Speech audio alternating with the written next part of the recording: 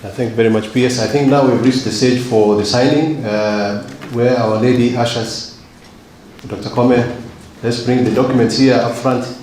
There will be 3 documents to be signed, one by the incoming CS, one by the outgoing CS, and one for our records. So please bring them, have them signed, and then after that we'll ask the 2 CSs to come forward together with the PS so that we take a photo op here.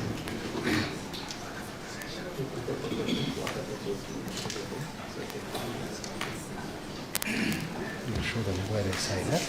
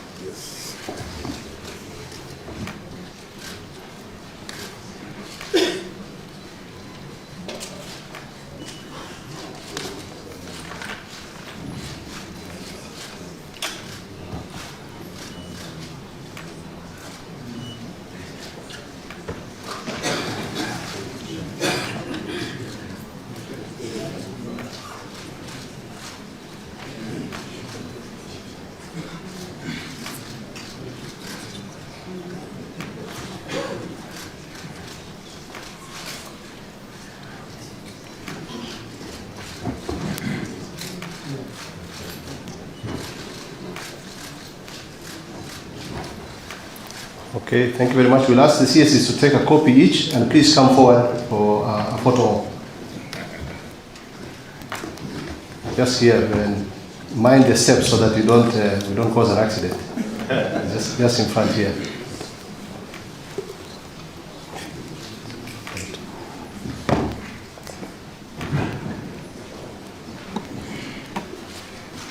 Let's have a round of applause.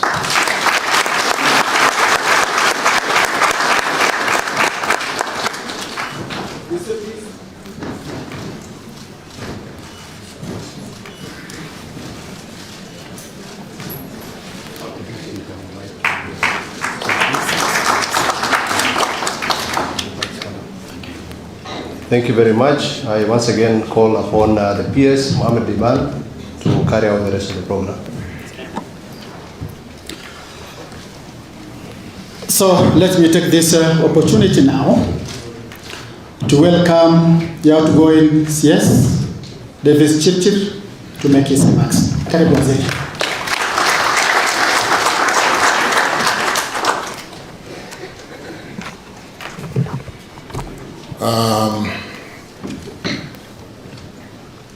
Thank you, Liban. Good afternoon. Good afternoon. Asante. My colleague, CS James Wandayi, my friend Liban Mohammed, PS Petroleum. We've got our 2 chairmen, and thank you, Chairman Jackton Ojuang, Honorable Justice Jackton Ojuang, Chairman EPRA, and Chairman, Senator, Governor, former CS, Kiraitu Murungi. Thank you for coming to witness this handing over ceremony.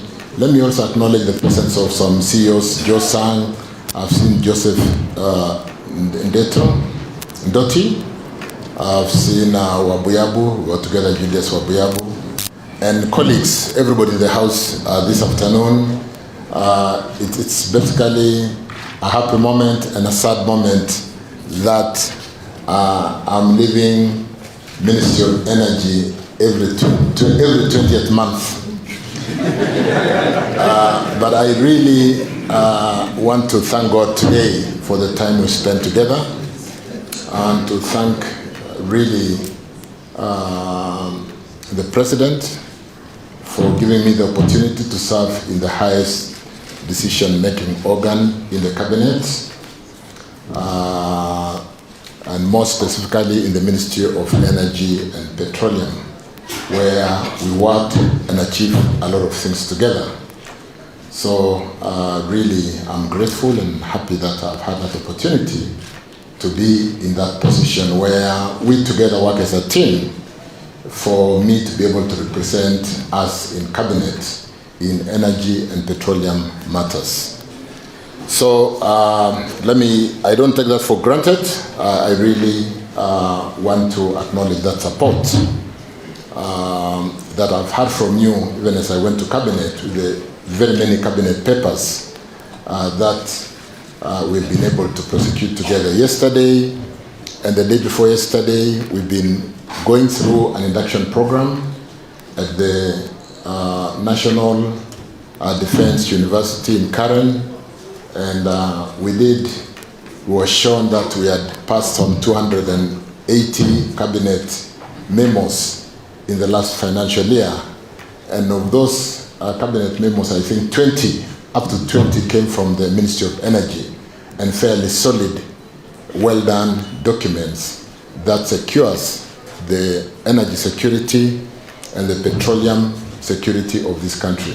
So thank you very much for that great work we've done together, from policy to operationalizing some of those decision documents that gives security of energy for this country, not today, but in the years to come. Secondly, let me welcome my colleague, Honorable James Opiyo Wandayi, to this ministry. James, this is a great ministry, this is a great team.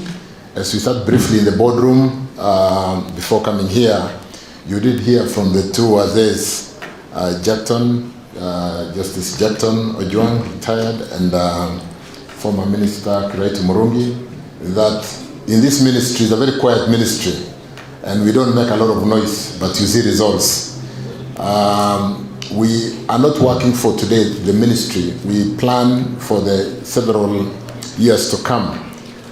We're now planning for generation that will secure the country by the year 2026, 27, 28.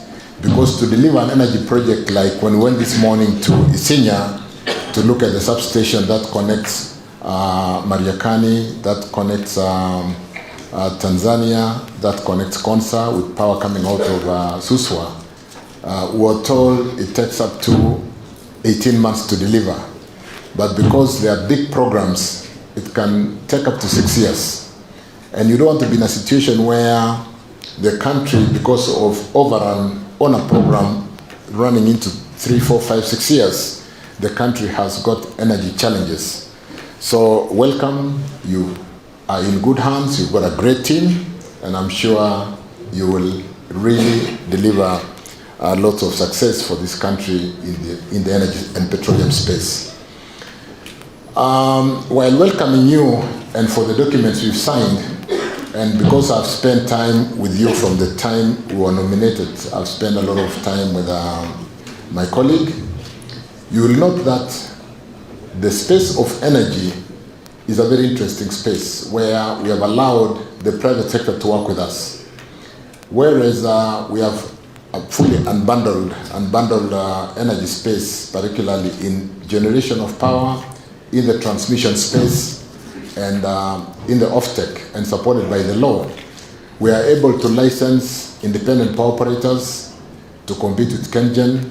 We are able today to license transmission companies to build transmission links. There are some programs with Africa 50 and a number of other concessionaires who are building transmission lines on PPP framework to support us to be able to wheel power to market, because the investment in energy is quite significant.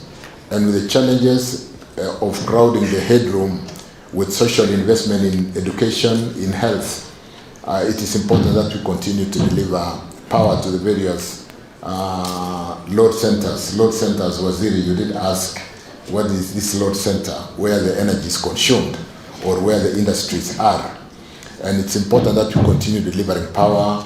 And even for Kenya Power today, we are able to get competition because whoever generates power under captive framework will be able to wheel that power to market and sell it to any industry in the country as soon as you sign off some of the regulations which are ready, and they have been well done by EPRA, who regulates the industry. So karibu sana. In the petroleum space, the value chain of ensuring that every vehicle in the country is moving, every industry that runs on petroleum products does not run dry. There's a lot of planning that goes into bringing products into Kenya, bringing products to support Uganda and our neighbors. And you will note very shortly that there isn't much noise, and yet we bring products worth over $6 billion annually into the economy, in petroleum products, to run this economy. A lot of planning, no debt. It's a private sector space, and we work very quietly and very closely to ensure that we secure this country with competitive products, both in energy and petroleum. My desire, colleagues, has been to, in that mission statement in the Ministry of Energy, to ensure that we do capture not just provision of affordable energy, provision of energy which is secure, and so on and so forth, but to secure competitive cost of energy, to ensure that we do have a competitive economy, that we do draw competitive advantage in the cost of doing business. Because I have this vision that as a competitive country, we are able to draw global firms. Global firms seek competitive advantage in the cost of doing business, in the cost of energy, in the green energy that we offer today being 92% renewable, to be able to have that advantage to market their products. Because investors are not in for charity. They need to have return on their investment. And so it's important that we continue to generate power that is competitive in the region, not just affordable. Because you can afford, I can afford, but what is the cost component in the unit cost of production? It's very important. And as we hand over today the various documents, the last meeting I had in this auditorium was with the independent power producers, where Waziri, you will note very quickly that the power generation space is a very competitive space. We attract investors. In fact, in the energy space, we have got a waiting list of those who want to generate power for this economy. And the waiting list runs up to the year 2040. 2040, there is somebody on the waiting list to generate power for Kenya for the year 2040. And because in that document we call the Least Cost Power Development Plan, LCPDT, the planning is such that we match demand and supply. If you generate not enough power, you do load shedding. If you generate too much power and you are not able to sell all of it, you have to sell whatever you are selling more expensively to collect enough money to pay for the power that you are not able to sell. So you do a lot of planning so that we do not have excess power, and yet we do not have a shortfall of power. And that power that you are planning for today is for a market in 2027. So you have to be able to look at the GDP development in the energy sector and be able to predict well enough the power requirements for 2027, 2028, 2029, and sign the offtake agreements to be able to ensure that there is adequate power, there is no shortfall, and yet it is competitive cost of power. It's got the good right energy mix in solar, wind, geothermal. Waziri, we are expiring the diesel generation by 2030. There'll be a lot of pressure to see whether we can push them, but because of the climate change issues, we really must do what is right to support our climate. Waziri, it's a ceremony to just hand over. The documents will be there. We'll spend more time with you in cabinet. We will continue to work and cooperate as a team, but I really want to welcome you, and we'll be handing over some of the documents including what Kenya Power, Engineer Kiva, worked with us to ensure that there's energy security for this country in the East Coast Power Development Plan. And thirdly, I just want to really thank you all. I did thank God, thank the President, but I want to thank you for, people say Chirchir did this or Chirchir did that, but Waziri, these are the people who will deliver for you. So I want to thank you all. I didn't have a lot of time to socialize with most of you guys because Waziri asked me, how do you work at the ministry with these dotted lines? Because at the ministry, we almost don't have staff. We have very few people at the ministry. And we work through the state, the state enterprises in REREC, KenGen, Kenya Power, GDC, and so on and so forth. And I think I've given you guys space to work.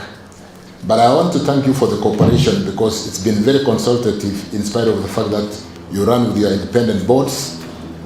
Kenya Power today, that company that has had its challenges, we've had to restructure and allow the shareholding structure framework to allow the independent shareholders to be represented in the board. And so in Kenya Power today, we have 4 independent directors, or 4 directors representing the private sector because of the 49% shareholding and 5 representing government. And Kenya Power is performing very well. I'm sure going forward, we'll possibly be seeking to do the same for KenGen and for all the listed companies to bring in that knowledge from the private sector, from those investors, not just bringing their money, but bringing their capacity and knowledge and see how their investment can return, the return on their investment can be better improved while employing their capital which they have put in through buying shares in some of these companies. So karibu sana Waziri, we will continue to work together. I really want to thank all of us for spending time together. I said I didn't quite socialize. We had a lesson yesterday from Mary Kimonye, and Waziri, you'll recall that Mary did teach us that you want to, when I call Josang, you want to call Josang in the PS so that the PS doesn't feel undermined that you are talking to his staff directly. What is it that you are discussing with Josang without the knowledge of the boss or without the knowledge of the chairman? Because when they sit, when they assemble in the board, they want to make independent decisions. And then so we worked really well with the team and delivered for this country. So I leave you with my colleague, a friend, for the time we socialize together, and I'm sure we'll continue to work well together. But very importantly, we need to continue to secure the security of energy and petroleum for this country. It requires a lot of planning. I'll be spending time in detail with the various CEOs on a one-to-one basis with Waziri to tell them where they have done very well and where they need to pull up their socks. And we have discussed that with Waziri. But I really want to thank all of you for the support you gave me while in this ministry. And as I go to roads, I pray that I will have that fortitude and the kind of support that you gave me so that we make a difference with the infrastructure in this country. It's one thing for energy to be competitive. It's one thing to get products to market at a competitive cost. When you do cost allocation, for those of you who run industry, there is cost allocation from energy, there's cost allocation for transport to market, and then all that. And therefore, we need to really ensure that that cost is competitive and we are able to deliver for the region. Thank you for coming this morning to really bid me farewell. Thank you for the choir that entertained us with great words that captured the work and the great work we have done together and the wishes as we all go forward in our journey. I think we can make a big difference in our country in those positions that we sit in today. It is those few things, those small things that we do. I recall when I went for my interview the other day, confirmation in Parliament, and the kind of anxiety that strikes you. And you talk to all our colleagues, and you start revising your university notes. And I got my notes from my MBA, and I got all the works we've been doing together to be able to show, you know, you're not just being interviewed for the job. you basically carrying the torch and telling the world that I can do this job well for Kenya. You're not just seeking a job selfishly for yourself. You must be able to articulate. So the things you do today, and I tell my children, the things you do today in school is what you'll use 20 years, 30 years, 40 years later. Because that's what you will hold on to be able to move up and be able to prove to the world that we can do it. In the energy space, Waziri, we have serious professionals. In fact, we hardly have any expatriates. We don't have any expatriates, do we? We do all the work in geothermal. In Kenyan, they drill for other 12, 13, 14 African countries. From exploration, advising them, and so on and so forth, from Comoros to Djibouti to Tanzania, where we did bid the other day to do that job. So I want to thank you. I leave you with God's blessings. We will continue to interact. I want to encourage each and every one of you to seek me out to buy me lunch. I'll try and be available. I'll make time for us to sit down together and continue not just working for this country, but working as friends and advising each other on how we can secure our nation. Waziri, karibu sana, and we will continue to liaise. Bwana PS, thank you, thank you, thank you. I've come a long way with PS. We used to manage elections together. And when I went for the interview, I did say that when there was no confidence in the electoral process in this country, we went in there and people would ask us, why do you want to go to the Electoral Commission when the country is burning down? And we tried and made a difference to have Kenyans, once again, after the post-election violence of 2008, to believe in electoral process, to believe in delegating their rights to somebody to be able, under the constitutional framework. And we worked together with the team at that time to do Chapter 7, run the referendum in 2010. And that's why I say what you do today, you will really be holding on to it for your dear life tomorrow. So let's all do our best. And thank you, Bwana PS, for the journey we have worked together. Who knew that our paths will cross again?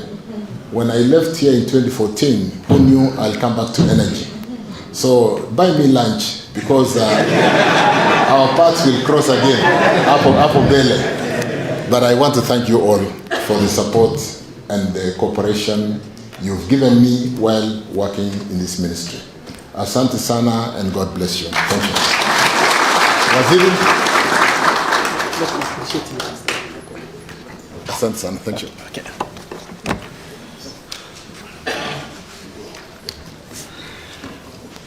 It is now time to appreciate our outgoing CS, isn't it? You know 3 factorials? Haya.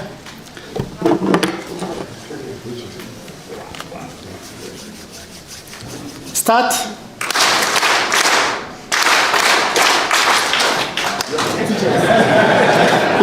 Hiyo exam tunarudia. Haya, 3 factorials. You have all passed. Thank you so much, our outgoing CS, for your wise remarks. And let me now call upon our CS, Energy and Petroleum, to give his maiden speech. Karibu. Thank you very much. Thank you very much, Bwana PS. My colleague, CS Davis Chirchir, PS Petroleum, Mr. Liban,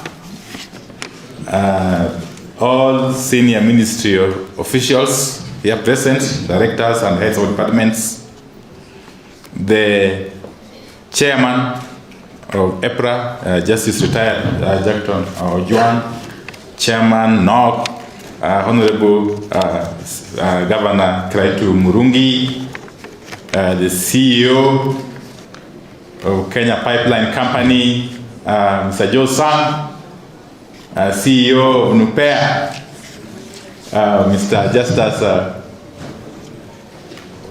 Wabuyabu, very difficult name. CEO Kenya Oil Refineries, Mr. Ndoti. I've seen my friends and former colleagues from Parliament. I can see the Honorable Hussein Waitan from Mandera, the Honorable Jack Wamboka from Bomula, that is Bungoma County. I'm told the Honorable Anthony Odwach is here from Madari, and Senator Beatrice Ogola, Karibuni Sana. Mine will be very, very short, because indeed it's not my day for making any long speech. But let me start by thanking CS Chirchir for the wonderful job he has been able to do in this ministry for the last 2 years or so, together with the team that was working under him. I'm talking over from someone who has been distinguished as a performer. I'm hoping to be able to fit in his shoes. Secondly, let me also take this opportunity to thank His Excellency the President for appointing me to this position. You know, this world is full of wonders. 1 month ago or so ago, I couldn't have imagined that I would be in the executive. Okay, so I want to thank the President for having found it fit to appoint me to this position. A number of you in this hall, this auditorium, I've been able to interact with you from time to time, especially during my time in Parliament. I remember very well in the term of 2017 to 2022, when I was the chairman of the Public Accounts Committee of the National Assembly. I did interact with a lot of you. Those of you who are accompanying your accounting officers before PAC, you remember very well our interactions. But now circumstances have conspired. And now we are on the same side. Now we are on the same side. And we must continue in that spirit of engagement. Let me say this. We are all aware of the mission. I've gone through the strategic plan of the ministry, 2023, 2028, I think.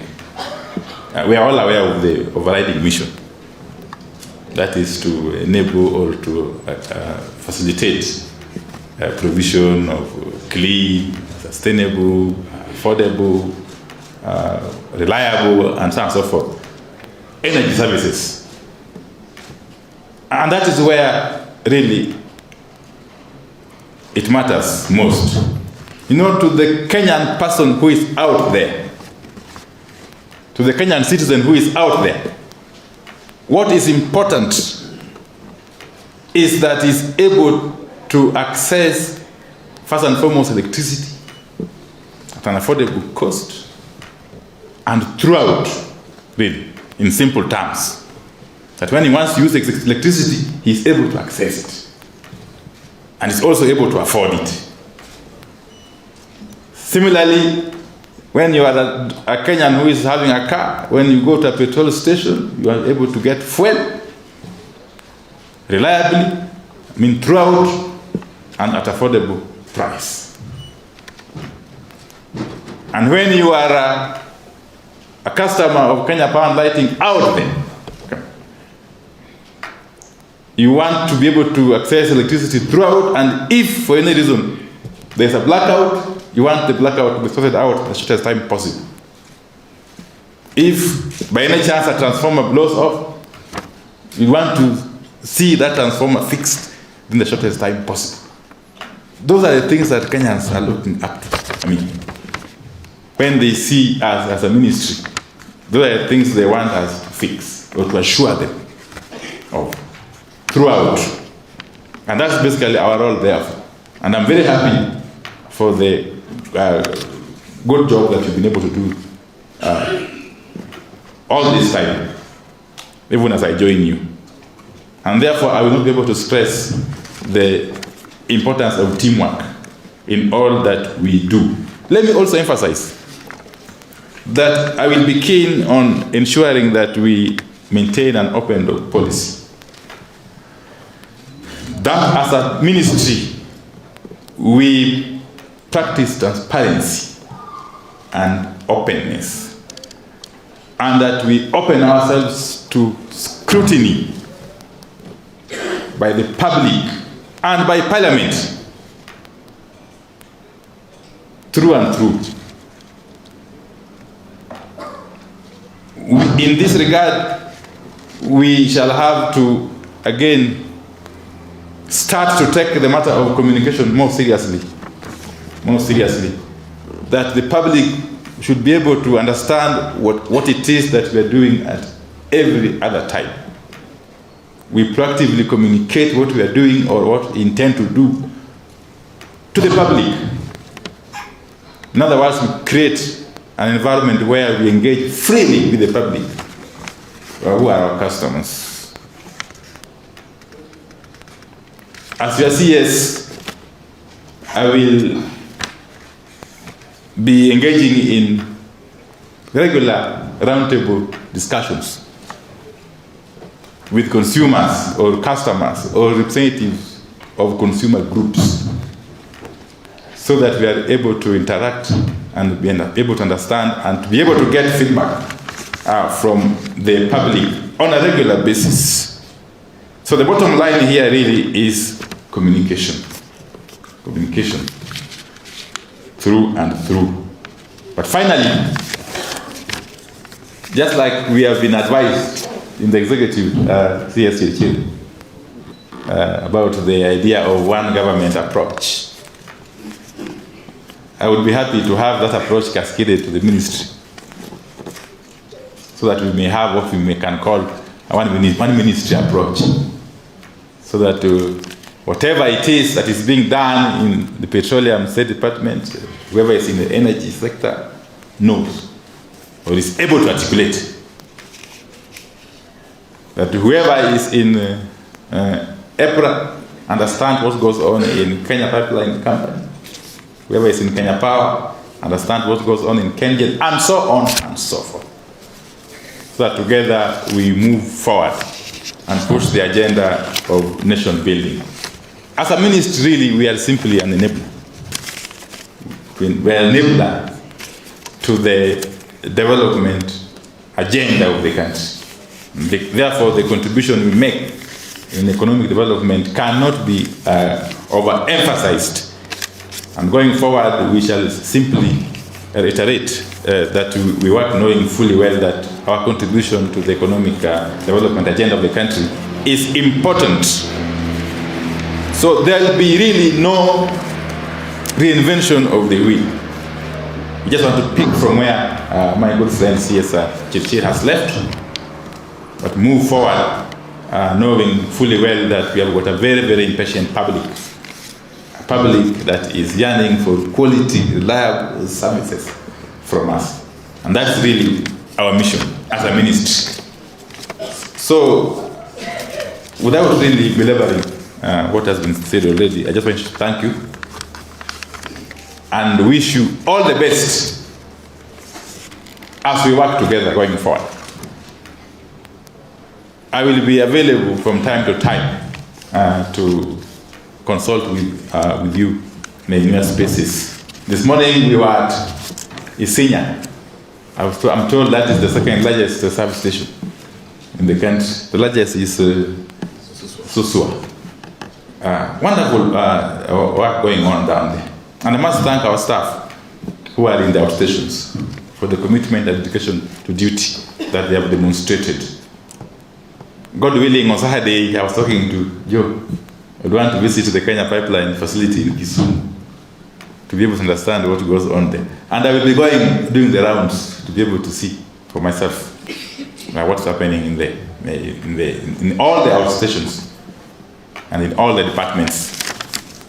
So for today, the task I have was to take over, which I've done. The second task going forward will be to do some learning, but very quick learning. Okay?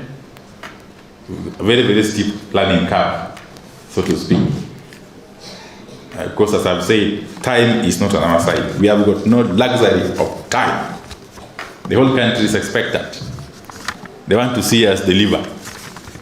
Sinamna hiyo? Yes, they want to see us deliver. And deliver we shall. Thank you very much, and may God bless.